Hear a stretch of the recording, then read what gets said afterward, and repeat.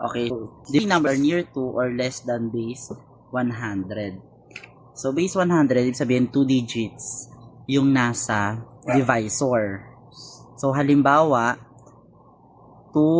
ito 213,245. Yung 45, lalagyan natin siya ng partition. Ayan, o ganyan na lang, ng hati.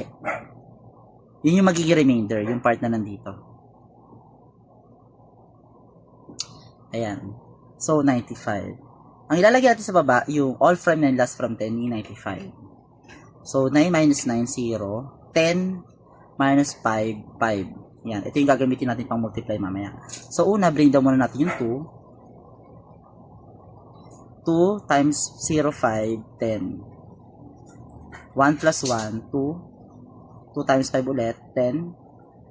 3 plus 0 plus 1, 4. 4 times 5, 20.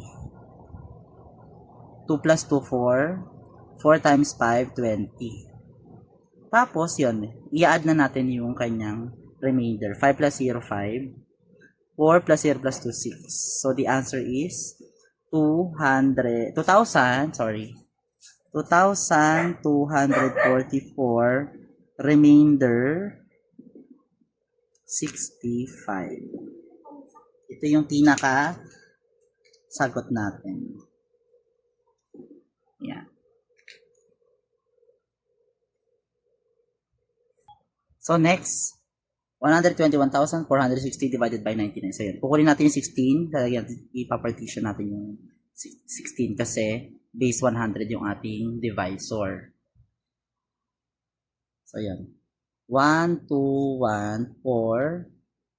Yan, 16 divided by 99. So, all from 9, last from 10 talaga sa baba. 9 minus 9, 0, 10 minus 9, 1. So, bring down 1. 1 times 1, 0, 1. Kailangan may 0 siya kasi base 100 na siya.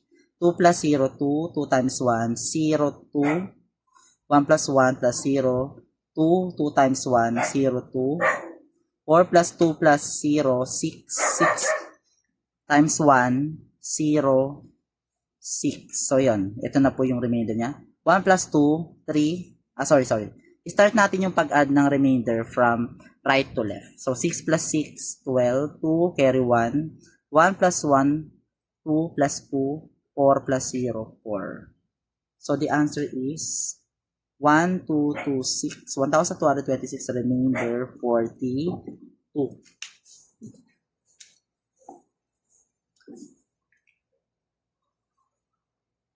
Para sa practice exercises natin, 1,201,241 divided by 97 and 136,894 divided by 99.